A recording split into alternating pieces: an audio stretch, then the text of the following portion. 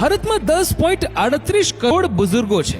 આપણા દેશની મહાન સંસ્કૃતિના ગાન ભલે આપણે ગાઈએ, પણ વડીલોની સાચવણ અને માન સન્માનમાં આપણે બીજા દેશો કરતા ઘણા પાછળ છીએ.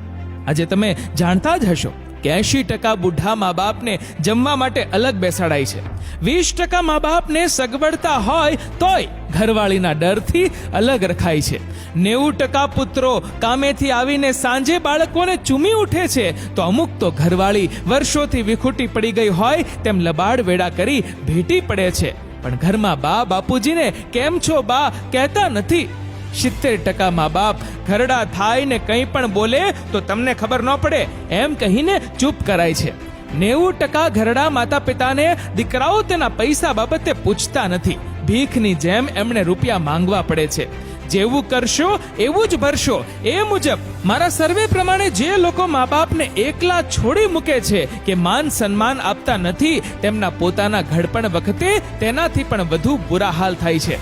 અમુક કુટુંબા તો આવું પેઢી દર પેઢી ચાલ્યું આવતું જ હોય છે. મા બાપો કૂતરાની જેમ બિચારા થઈ જીવતા હોય ને આવી સાયકલ પેઢી દર પેઢી ચાલુ જ હોય. ખરેખર આવા કુટુંબોમાં સંસ્કાર, શિષ્ટતા અને કેળવણીમાં જ ખોટ હોય છે. સમજો, વિચારો યુવાનો, 60 વર્ષ પતિ પત્ની સાથે રહીને જ્યારે તેમાંથી એકાદ સ્વર્ગે સિધાવે ને ત્યારે તેની જિંદગીમાં એકલતા વ્યાપી જાય. ધીરે ધીરે બચપણના ભાઈ બહેનો ચાલ્યા જાય, ઓટા ચોરાના મિત્રો એક પછી એક ચાલ્યા જાય. 80-90 વર્ષે તો તેના તમામ સાથીદાર મિત્રો ચાલ્યા જાય. જેની સાથે જીવવું છે તે તમામ નવા.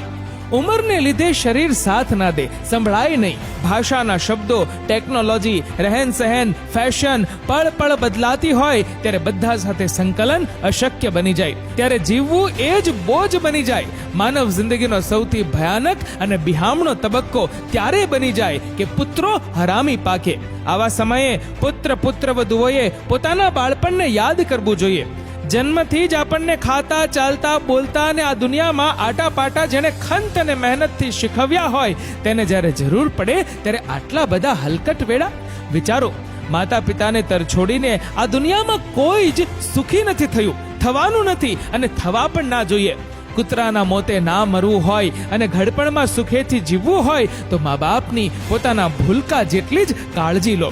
કેમ છો બા, કેમ છો બાપુજી, આટલા શબ્દો જ તેમને ઘડપણ ભૂલાવી પરમ સુખ આપે છે. જ્યાં લખવું હોય ત્યાં લખી લો. માતા પિતા એ સૌથી મોટા ઈશ્વર છે, તેને ભરપૂર પ્રેમ કરો.